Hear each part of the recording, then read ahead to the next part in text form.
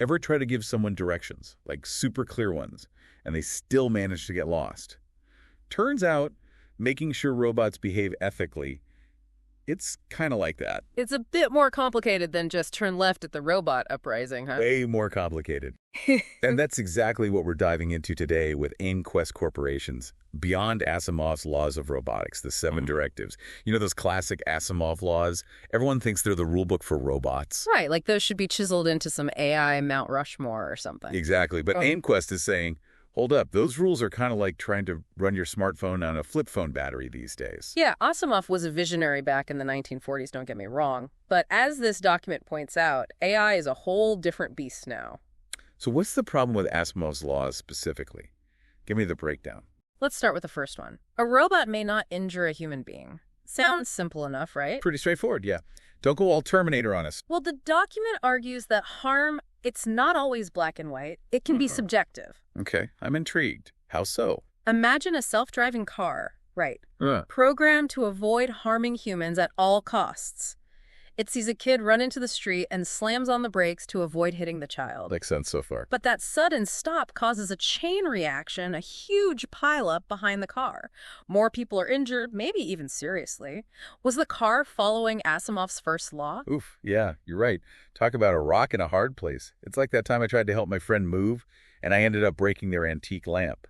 Good intentions, terrible outcome. What about Asimov's second law, obeying human orders? That one seems less open to interpretation, right? You'd think so, wouldn't you? But what happens when you have multiple humans giving conflicting orders? Oh, like my roommate and I battling over the thermostat. Exactly. Let's say your smart home system is getting conflicting instructions from you and your roommate about the temperature. Whose comfort should the AI prioritize? Asimov doesn't have an answer for that. It's like arguing with my GPS. We both think we're right, and usually I end up driving in circles. Okay, so 2 laws down. What about the third one? The robot protecting itself. This one gets really interesting because modern AI isn't just about individual robots anymore. It's about interconnected systems. Right, like the whole Internet of Things thing. Everything's connected these days. Exactly. Think about a factory, right? Automated, robots everywhere, all working together. One robot, trying to protect itself, might shut down the whole production line to avoid a minor malfunction. Okay, I see where you're going with this. The ripple effect. Right, and that ripple effect could cost people their jobs, impact an entire community. Asimov's law, focused on individual self-preservation, it misses that bigger picture. So if Asimov's laws are like bringing a butter knife to a construction site, what's AImQuest suggesting we use instead? They're talking about a whole new framework for AI ethics, and at the heart of it, these 7 directives. They're saying we need to move away from rigid rules and focus on something more like ethical decision-making. All right, now you've got me hooked.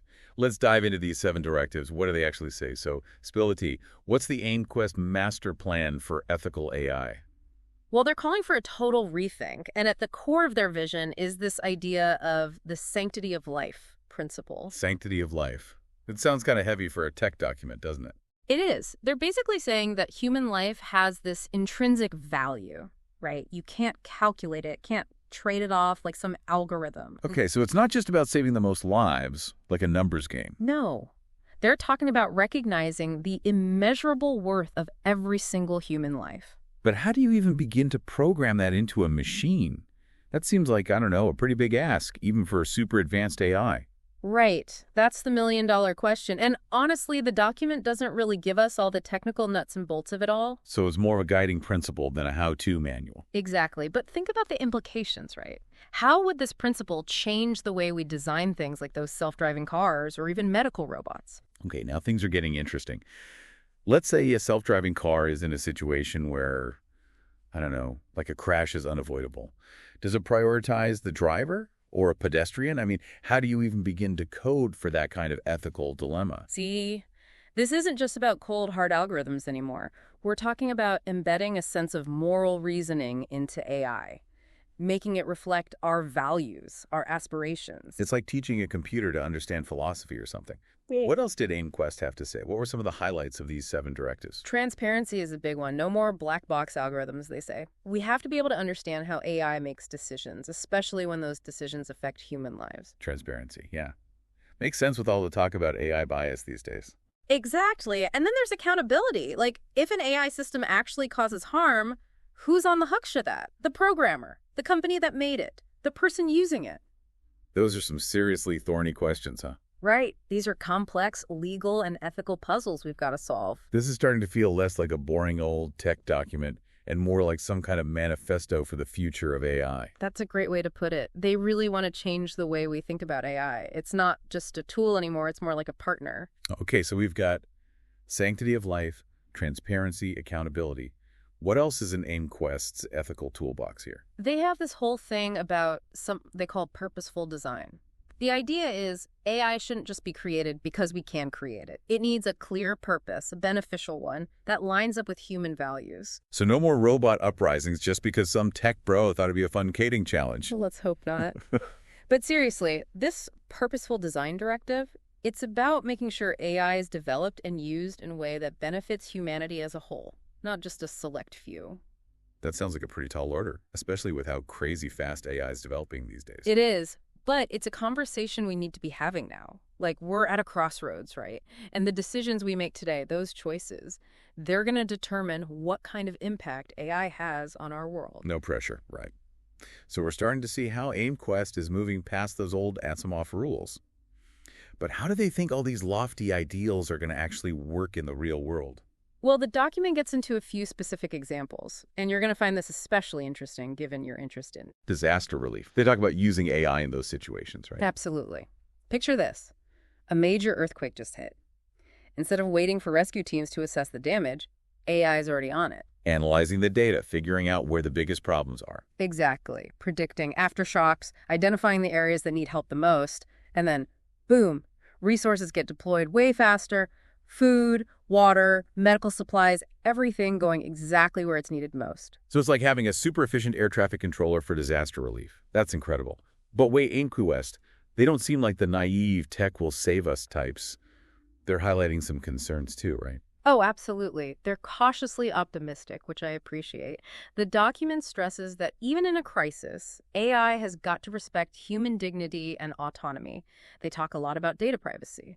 I mean, think about it. That's when people are at their most vulnerable. Makes sense. Like those stories you hear about people's personal data getting misused after a hurricane or something. Yeah. It's good that they're thinking about that. Right. We can't just throw technology at the problem and forget about the human side of things. And that's another thing they emphasize: human oversight. Especially right after a disaster, in those critical early hours and days, AI can be a powerful tool. But it shouldn't replace human compassion, human judgment. You need that human element. Compassionate AI. Now there's a concept.